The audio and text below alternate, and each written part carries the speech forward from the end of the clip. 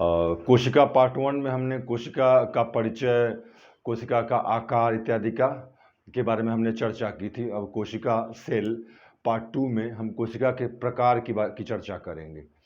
आपको याद होगा, अगर आपने देखा होगा मेरा पहला वीडियो, छोटा सा वीडियो है सेल पार्ट 1, तो उसमें हमने कोशिका के जस्ट इंट्रोड्यूस किया था और उसके बारे में कुछ जरूरी बातें बताई थी। आज हम देखेंगे टाइप्स ऑफ सेल। देखिए क्या है, पहले मैं बता दूं, सेल के दो प्रकार हैं, दो टाइप्स हैं, प्रोकैरियोटिक और यूकैरियोटिक। प्रोकैरियोटिक और यूकैरियोटिक। नाम से ही, अगर आप नाम ध्यान से सुनेंगे तो आप इसी से इसका अर्थ लगा लेंगे। प्रोकैरियोटिक, प्रो का मतलब है स्यूडो या यूं कहिए एब्सेंट। यूकैरियोटिक, यहाँ यू का मतलब है प्रेजेंट, उपस्थित। देखिए कैसे, मैं इसको साइंटिफिकली आपको समझाता हूँ, बहुत आसान हो जाएगा आपके लिए समझना। कैरियो वर्ड अगर हम लें, हिंदी में इसको ऐसे लिख रहा हूँ मैं ताकि आप समझ जाएं। देखिए मैंने क्या लिखा है, प्रोकैरियोटिक, यूकैरियोटिक। सिर्फ शब्द पे ध्यान देने से, प्रो मीन्स फॉल्स या प्राइमरी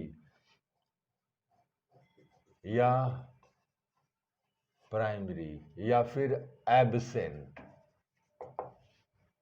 और यू रियल या प्रेजेंट। अब क्या मैं कह रहा हूं ये आप देखिए, ये कैरियो है, यह केंद्रक है, बेसिकली केंद्रक के लिए ये वर्ड आया है। तो इसी के आधार पर, बहुत आसान है समझना, केंद्रक के आधार पर कोशिका को डिफाइन किया गया है दो रूप में। प्रोकैरियोटिक, प्रो मतलब स्यूडो या फॉल्स या एब्सेंट या प्राइमरी, ऐसी कोशिका जिसमें केंद्रक न हो, या यूं कहिए केंद्रक हो लेकिन उसका मतलब अपने पूर्ण रूप में विकसित केंद्रक न हो, तो इसको क्या बोलेंगे, प्रोकैरियोटिक कोशिका, मतलब प्रारंभिक कोशिका। प्रारंभिक कोशिका अर्थात कोशिका अपने पूर्ण रूप में विकसित न हो, कोशिका होते हुए पूर्ण रूप में विकसित न हो, और उसमें केंद्रक जो हो, केंद्रक की स्थिति कैसी हो, वह इस कोशिका से अलग हो। वो कैसे, मैं बताऊंगा आपको। यूकैरियोटिक, इसमें केंद्रक उपस्थित है, यू रियल, वास्तव में, प्रेजेंट मतलब उपस्थित। यूकैरियोटिक ऐसी कोशिका जिसमें केंद्रक उपस्थित हो। और आप बार बार सोच रहे होंगे अचानक मैं केंद्रक क्यों बोल रहा हूं, तो केंद्रक के बारे में मैं आपको बाद में बताऊंगा अगले चैप्टर्स, जैसे हम लोग शुरू करेंगे पार्ट 3, जिसमें कोशिका की संरचना पे डिस्कस किया जाएगा। लेकिन फिर मैं अभी जस्ट थोड़ा सा इसको इंट्रोड्यूस कर दूं। केंद्रक कोशिका के अंतर्गत होता है, के अंदर होता है, कोशिका द्रव्य के अंदर केंद्रक एक समझिए कोशिकांग ऑर्गेनेल है। और यहाँ पे केंद्रक इसमें क्या है, फॉल्स है, अनुपस्थित है तो बिल्कुल विकसित रूप में नहीं। यहाँ केंद्रक क्या है, उपस्थित है।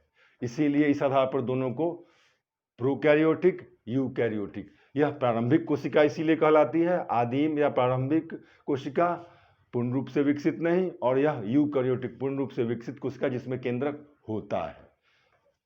दोनों में अंतर क्या है देख लीजिए। अब मैंने जैसा लिखा है, फर्स्ट पॉइंट, प्रारंभिक अविकसित कोशिका का यह रूप प्रारंभिक अविकसित, केंद्रक की वजह से इसको डिफाइन किया गया है, ऐसा कहा जा रहा है। यह कोशिका कैसी है, पूर्ण विकसित कोशिका है। केंद्रक भी पूर्ण रूप से विकसित रूप में, नेचुरल रूप में इसमें है। दूसरा क्या है इसका, अविकसित केंद्रक। अभी मैं बार बार यही बोल रहा हूं, विकसित केंद्रक। केंद्रक कोशिकांग एक ऑर्गेनेल है, बहुत इंपॉर्टेंट पार्ट है, सेंटर ऑफ एक्टिविटी है किसी भी कोशिका के लिए। आगे हम लोग इसको देखेंगे, क्योंकि केंद्रक में ही जो जेनेटिक मटेरियल होता है, आरएनए डीएनए, इसी में पाया जाता है। केंद्रक अपने आप में एक झिल्ली में सिमटा होता है, केंद्रक में भी केंद्रक द्रव्य होता है। बहुत सारी चीजें हैं केंद्रक के बारे में जो हम लोग आगे देखेंगे। फिलहाल इसमें विकसित केंद्रक और इसमें क्या, अविकसित केंद्रक। प्रोकैरियोटिक, इसीलिए इसको फॉल्स या एब्सेंट या प्रारंभिक कोशिका बोलते हैं। अविकसित केंद्रक है इसमें विकसित केंद्रक है। अब देखिए प्रोकैरियोटिक की और क्या खास बात है जो इसको यूकैरियोटिक से अलग करती है, वह क्या है, अलैंगिक जनन, अर्थात मुकुलन, विखंडन के माध्यम से इस कोशिका का जनन होता है। अर्थात एक कोशिका एक से अधिक कोशिका में जो विभाजित होती है, उसका जो तरीका है जनन का, वो है क्या, स्पोरुलेशन, मुकुलन, विखंडन, ये सब चीज़ें भी हम लोग आगे पढ़ेंगे। कहने का मतलब ये लैंगिक नहीं अलैंगिक जनन है, और इस रूप में इस कोशिका में विभाजन होता है, नई कोशिकाएं बनती हैं। इसमें क्या है, लैंगिक जनन, अंडाणु, शुक्राणु, यह सब समझते होंगे आप। लैंगिक जनन के माध्यम से युग्मक बनते हैं, गैमिट फॉर्मेशन होता है, वो आगे बड़ा होता है, नई कोशिका बनती है। तो इसमें लैंगिक जनन किसमें, यूकैरियोटिक में, और इसमें अलैंगिक जनन।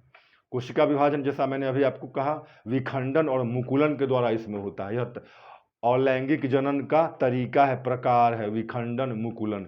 इसके माध्यम से प्रोकैरियोटिक कोशिकाओं में विभाजन होता है और एक से अधिक कोशिकाएं बनती हैं। इसमें क्या है, माइटोसिस, मियोसिस, समसूत्री विभाजन, अर्धसूत्री विभाजन, आपने जरूर स्कूल टाइम में भी पढ़ा होगा। हम लोगों को इसको भी आगे करना है, माइटोसिस डिवीजन, मियोसिस डिवीजन। कोशिका विभाजन के दो तरीके हैं, ये माइटोसिस, मियोसिस। अभी फिलहाल के लिए आप यह समझें कि यूकैरियोटिक जो पूर्ण रूप से विकसित कोशिका होती है, इसमें माइटोसिस और मियोसिस विधि से क्या होता है, कोशिका विभाजन होता है। अर्धसूत्री और समसूत्री विभाजन होता है कोशिका में, इंग्लिश में इसी को बोलते हैं माइटोसिस और मियोसिस।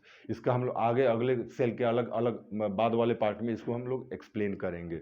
तो फिलहाल चूंकि हम लोग कॉन्सेंट्रेट कर रहे हैं प्रोकैरियोटिक और यूकैरियोटिक, तो आप इसको यहाँ तक समझ लें। अब देखिए जो सबसे इंपॉर्टेंट पार्ट जो इसमें आ रहा है, जहाँ से प्रश्न आएंगे, आपको यह ध्यान रखना है, जहाँ से प्रश्न आएंगे, प्रश्न बनाने को तो किसी भी तरह से बना सकता है, लेकिन प्रोकैरियोटिक कोशिका का एग्जाम्पल, उदाहरण, और यूकैरियोटिक कोशिका का एग्जाम्पल, उदाहरण। तो देखिए यहाँ पे विशेष रूप से ध्यान देना है, इस पोर्शन से क्वेश्चंस आने की संभावना होती है, इसलिए आपको थोड़ा सा एब्सर्ड नाम भले ही लगे, नाम कुछ अजीब सा लगे, आपको याद रखना है। इसके एग्जाम्पल्स क्या हैं, बैक्टीरिया, वायरस, अर्चिया, बैक्टीरियोफेज, रिकेट्सिया और ब्लू ग्रीन एल्गी। शैवाल नाम सुना होगा आपने, तो ये शैवाल, ब्लू नील हरित शैवाल, राइट।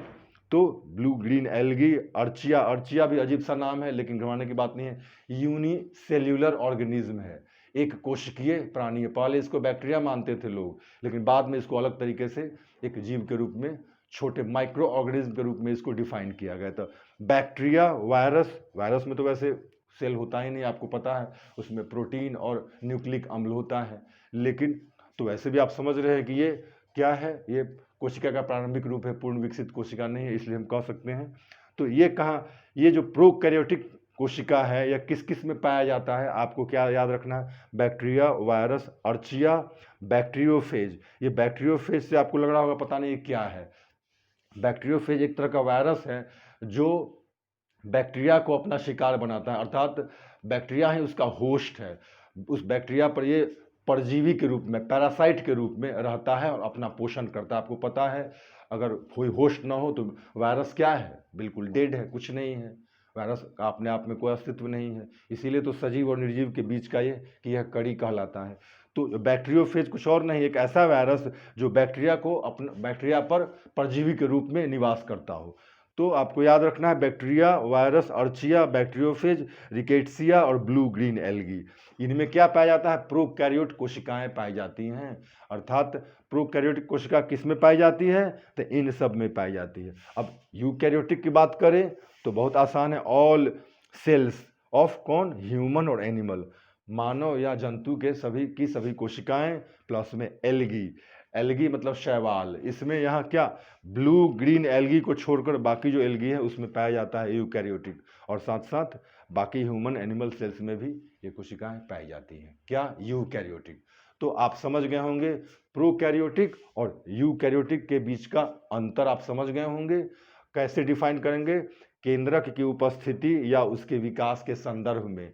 यू यहाँ मतलब रियल, उपस्थित, प्रेजेंट, प्रो मतलब फॉल्स, स्यूडो एब्सेंट या प्राइमरी, अर्थात प्रारंभिक कोशिका और यह पूर्ण विकसित कोशिका। इसमें केंद्रक पूर्ण विकसित होता है, इसमें केंद्रक पूर्ण विकसित नहीं होता है।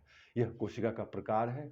अब अगले वीडियो में हम लोग कोशिका की संरचना के बारे में पढ़ेंगे, जो थोड़ा सा बड़ा वीडियो हो सकता है। दोस्तों एक बात मैं बता दूं आपको, मैंने कोशिश की है कि मैं हर वीडियो को छोटा रखूं।